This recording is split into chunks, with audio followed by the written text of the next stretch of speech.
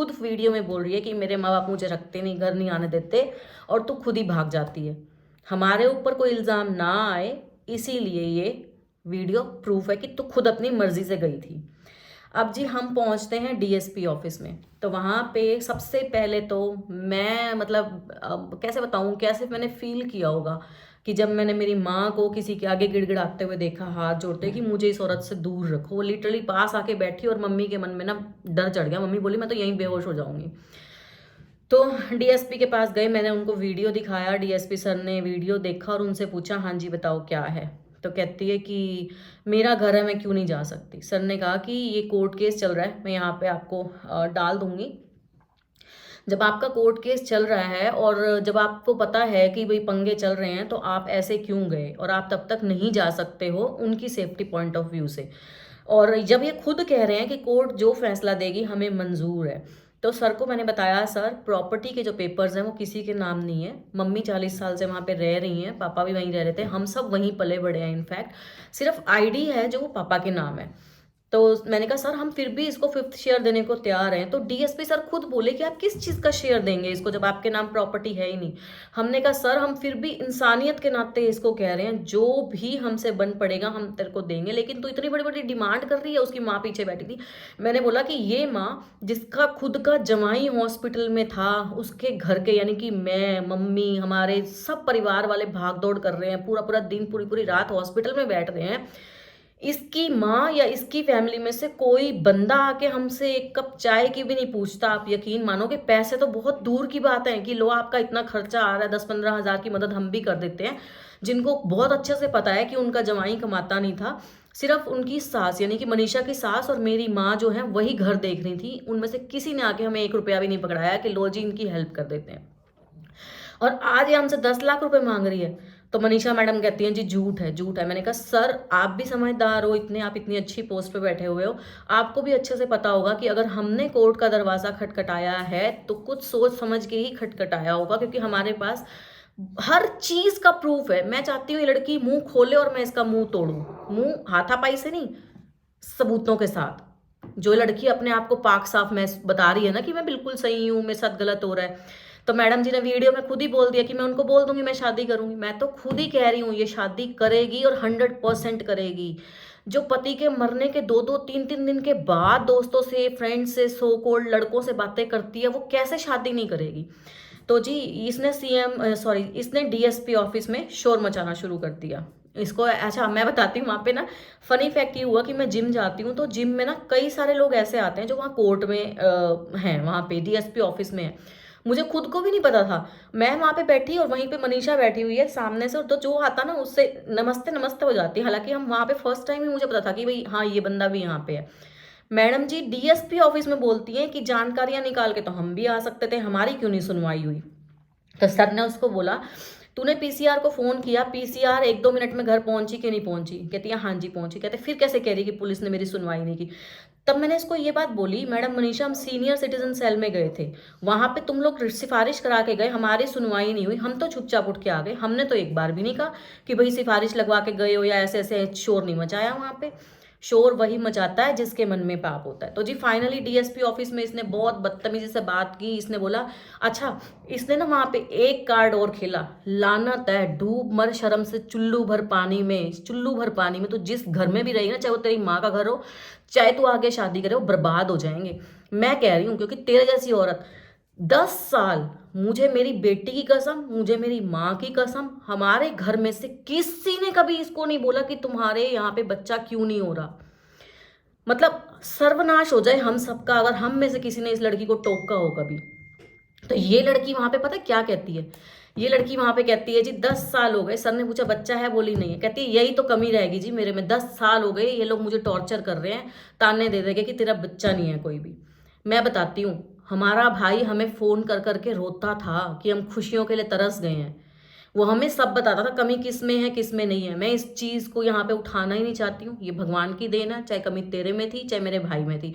हालांकि सच्चाई तुझे भी पता है, हमारा भाई हमें सब बताता था निशान है। मैं फिर भी कहती हूँ भगवान देख रहा है, तूने इस चीज को भी ना गेम खेलने की कोशिश की वहां पे डीएसपी ऑफिस में भी, अपनी कमी को तूने वहां पे उछाला है। शर्म से डूब मर। खुद ही वहां पे कह रही है कि 10 साल हो गए जी मुझे ताने सुनते हुए। चलो हम ताने मारते होंगे। थोड़ी देर में ना ये लड़की पता क्या बोलती है वहां से जाते आते, मैंने कहा कि मैं अपने भाई को इंसाफ दिलाऊंगी, मुझे मेरी मम्मी की सेफ्टी चाहिए। हम आपसे, डीएसपी सर को मैंने बोला, सिर्फ इतनी रिक्वेस्ट कर रहे हैं कि जब तक कोर्ट का चल रहा है ना तब तक ही हमारे घर पे ना आए। इस लड़की की सेकंड वर्डिंग थी, 10 साल में तो आज तक भाई की याद नहीं आई, आज कैसे आ गई। मनीषा जब कहीं जाते हैं ना थोड़ा सोच के बोला कर। अभी तो कह रही है 10 साल हो गए ताने मारते मारते, हम तेरे घर भी नहीं आते, भाई का ध्यान भी नहीं रखते, फिर तेरे को ताने भी मार देते हैं बच्चे ना होने के, और फिर तू कह रही है कि 10 साल से भाई को नहीं संभाला।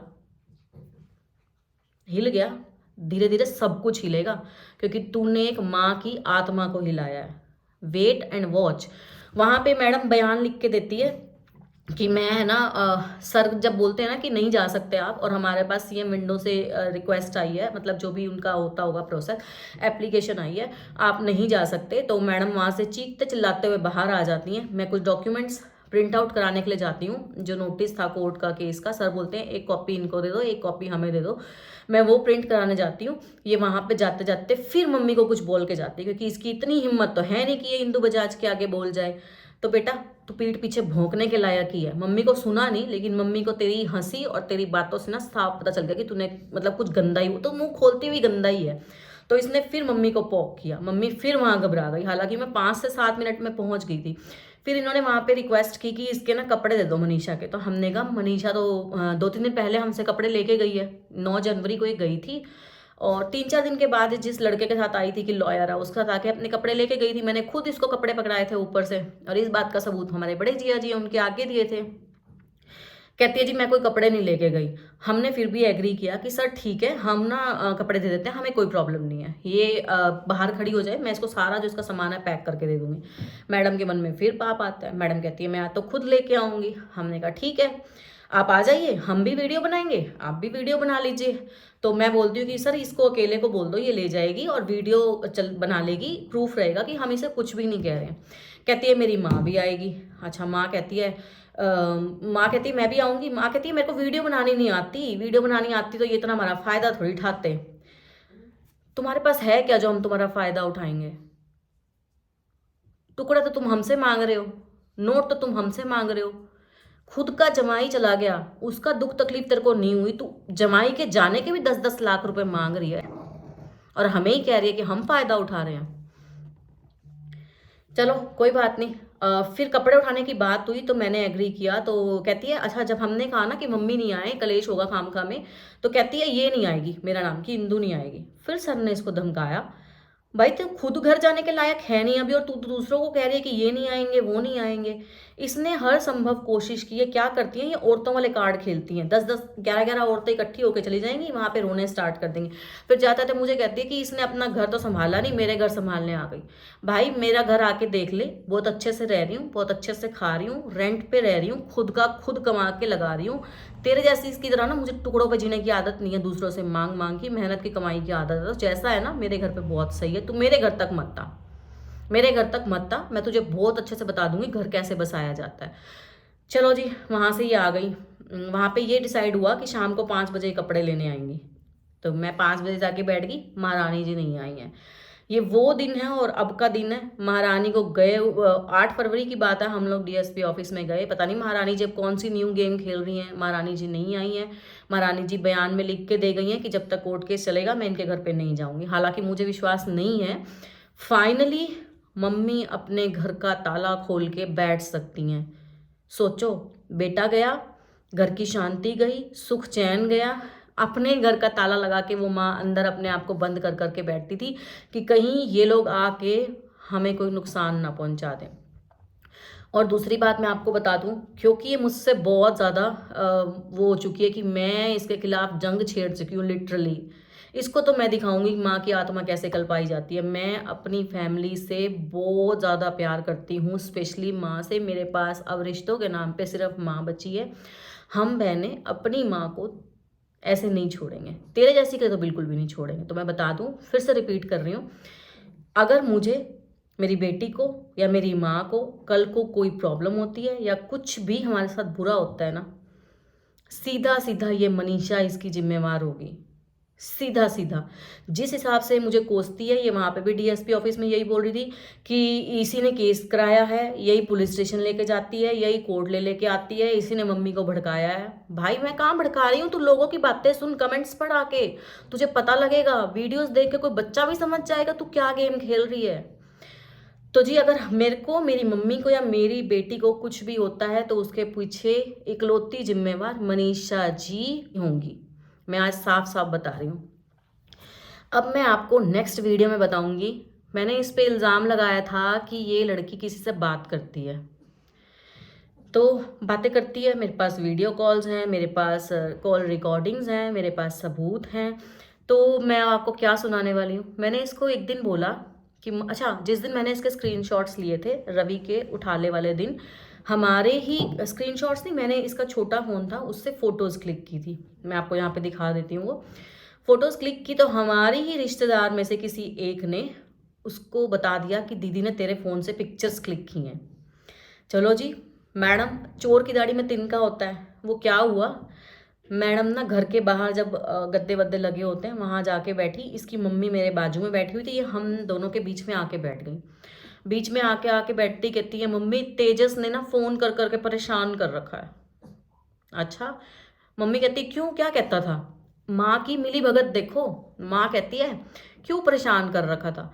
कहती है वो बार बार ना जिद कर रहा है, कुत्ता चाहिए कुत्ता चाहिए। मैं मन में अंदर अंदर हंसी। मैंने कहा देख, ये हमें बेवकूफ़ बना रही है, ये सोच रही है हमें सच्ची नहीं पता। माँ को भी बीच में मिला लिया, माँ भी बेटी को कवर कर रही है, यानी कि माँ को सारी हरकतें पता है। तेजस कौन है? तेजस है एक सुनील मदान नाम के बंदे का लड़का, जो कि डिवोर्सी है, जो कि इससे लगातार कॉल्स पे लगा रहा है। रवि के वेंटिलेटर से लेकर के रवि की डेथ वाले दिन, रवि की डेथ के अगले दिन, उसके बाद तक भी, जब तक कि हमने इसके फ़ोन गायब नहीं किए। अब मैं आपको सुनाती हूँ रिकॉर्डिंग्स जिसमें ये खुद एक्सेप्ट कर रही है कि ये बातें करती थी। सुनिए।